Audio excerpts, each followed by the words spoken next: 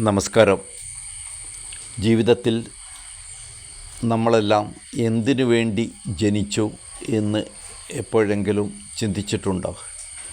പലരും പറയുന്ന ഉത്തരങ്ങൾ കേൾക്കാറുണ്ട്. എനിക്ക് സുഖിക്കാൻ വേണ്ടി, അല്ലെങ്കിൽ എൻ്റെ കുടുംബത്തിന് വേണ്ടി, എൻ്റെ സ്വന്തക്കാർക്ക് വേണ്ടി, എൻ്റെ ഭാര്യയ്ക്ക് വേണ്ടി, ഭർത്താവിന് വേണ്ടി, അങ്ങനെ പല പല ഉത്തരങ്ങളും പറയാറുണ്ട്. ഒരു ചെറിയ ഉദാഹരണം പറയട്ടെ. നമ്മൾ ഒരു കാർ വാങ്ങുന്നു. ആ കാർ അതിൻ്റെ സ്വന്തം ഇഷ്ടത്തിന് ഓടാൻ തുടങ്ങിയാൽ നമ്മൾ എന്തു ചെയ്യും? അത് ചവിട്ടിയെടുത്ത് നിൽക്കുകയും പോകാൻ പറയുമ്പോൾ പോവുകയും ചെയ്യുന്നില്ലെങ്കിൽ നമ്മൾ അതിനെ എന്തു ചെയ്യും? ഇനിയും മറ്റൊരു ഉദാഹരണം പറയാം. നമ്മൾ ഒരു തേങ്ങ നട്ടു വളർത്തുന്നു, അത് തെങ്ങാവുന്നു. അതിൽ നിന്ന് നമുക്ക് എത്ര കാലം കഴിഞ്ഞിട്ടും കായ കിട്ടുന്നില്ല, ഒരു തേങ്ങയും ഉണ്ടാകുന്നില്ല. നമ്മൾ ആ തെങ്ങിനെ എന്തു ചെയ്യും?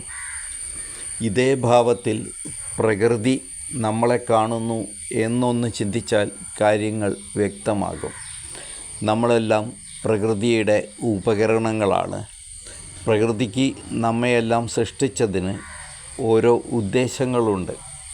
അതിനെയാണ് നമ്മൾ നിയോഗം എന്ന് പറയുന്നത്. ആ നിയോഗത്തിനനുസരിച്ച് ജീവിക്കാൻ നമ്മൾ തയ്യാറായിട്ടില്ലെങ്കിൽ ആ നിമിഷമാണ് നമ്മളെ ഇവിടെ നിന്ന് എടുത്തു കളയണം എന്ന ഒരു ചിന്ത പ്രകൃതിക്ക് അഥവാ നിങ്ങളുടെ ഈശ്വരന് ഉണ്ടാകുന്നത്.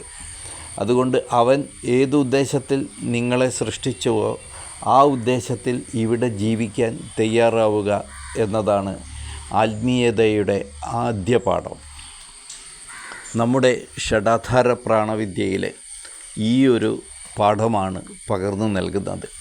ഇവിടെ നമ്മുടെ തലച്ചോറിനെ വളരെ പേർ വിലക്കെടുത്ത് നിയന്ത്രിച്ചു കൊണ്ടിരിക്കുകയാണ്. അതിൽ മതത്തിനും വിശ്വാസങ്ങൾക്കും രാഷ്ട്രീയത്തിനും നമ്മുടെ ജീവിത സങ്കല്പങ്ങൾക്കും വിദ്യാഭ്യാസത്തിനുമെല്ലാം വലിയ പങ്കുണ്ട്. ജോലി കിട്ടാനാണ് വിദ്യാഭ്യാസമെന്ന് 1-ാം ക്ലാസ് മുതൽ കേട്ട് വളരുന്ന ഒരു കുട്ടി എനിക്ക് പണമുണ്ടാക്കാനുള്ള ഒരു മാർഗം മാത്രമായിട്ടാണ് വിദ്യാഭ്യാസത്തെ കാണുക. നീ എൻ്റെ ദൈവത്തിൻ്റെ ആജ്ഞകൾ അനുസരിക്കാൻ ജനിച്ചവനാണ് എന്ന് കേട്ട് വളരുന്ന ഒരു കുട്ടി ആ ദൈവത്തിൻ്റെ പേരിൽ ആ മതത്തിൻ്റെ നേതാക്കൾ പറയുന്നത് അനുസരിക്കാനും കൊല്ലാനും ചാവാനും സ്വയം കൊല്ലപ്പെടാനുമെല്ലാം തയ്യാറാവുന്ന ഒരു മാനസികാവസ്ഥയിലേക്ക് പോകും. ഇത്തരം കാര്യങ്ങളെ എല്ലാം സ്വന്തം തലച്ചോറ് കൊണ്ട് നിയന്ത്രിക്കാനുള്ള കഴിവ് നമ്മളിൽ പലർക്കും ഇല്ല എന്നുള്ളതാണ് പരമമായ സത്യം. വാടകയ്ക്കെടുക്കപ്പെട്ട ആളുകളാണ് നമ്മളെല്ലാം എന്നത് മനസ്സിലാക്കി ആ വാടക വീട്ടിൽ നിന്ന് പുറത്തു വന്ന് സ്വന്തം വ്യക്തിത്വത്തോടെ ഒരു നിമിഷമെങ്കിലും ജീവിക്കാനുള്ള ആഹ്വാനമാണ് ഷഡാധാര പ്രാണവിദ്യ നൽകുന്നത്. ഈ ഷഡാധാര പ്രാണവിദ്യയുടെ മറ്റൊരു വശമാണ് പൂർണ്ണ ആരോഗ്യം എന്നത്.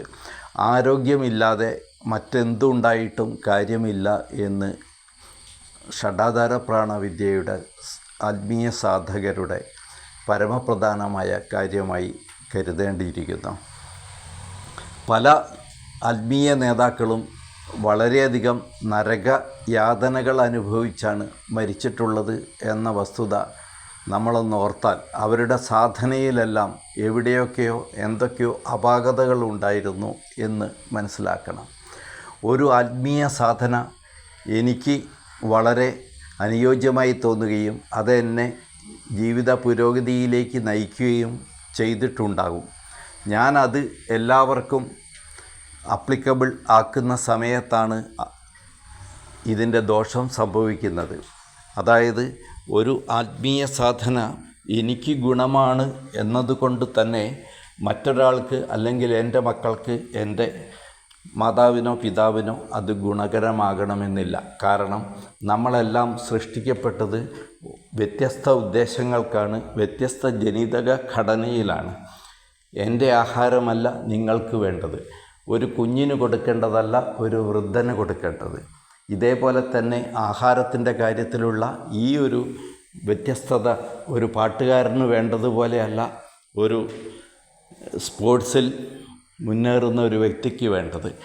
അതുകൊണ്ട് നമുക്ക് ഓരോരുത്തർക്കും വേണ്ട ആത്മീയ സാധനകൾ വ്യത്യസ്തമാകണം എന്നുള്ളതാണ് പരമപ്രധാനമായ കാര്യം. അങ്ങനെ വ്യത്യസ്തമായ ആത്മീയ സാധനകൾ ഒരു ഗുരുവിന് നൽകാനാവില്ല. എന്നാൽ എനിക്ക് വേണ്ടത് എന്താണെന്ന് അറിയുന്ന ഒരു മനസ്സ്, ഒരു ചിന്താവൈഭവം, ഒരു ബുദ്ധിവിശേഷം എൻ്റെ ഉള്ളിൽ തന്നെ പ്രകൃതി നിക്ഷേപിച്ചിട്ടുണ്ട്. ഈ ഒരു സിദ്ധിവിശേഷത്തെ, ഈ ഒരു കഴിവിനെ പുറത്തെടുക്കുക മാത്രമാണ് ഷഡാധാര പ്രാണവിദ്യ നിങ്ങൾക്ക് വേണ്ടി ചെയ്യുന്നത്.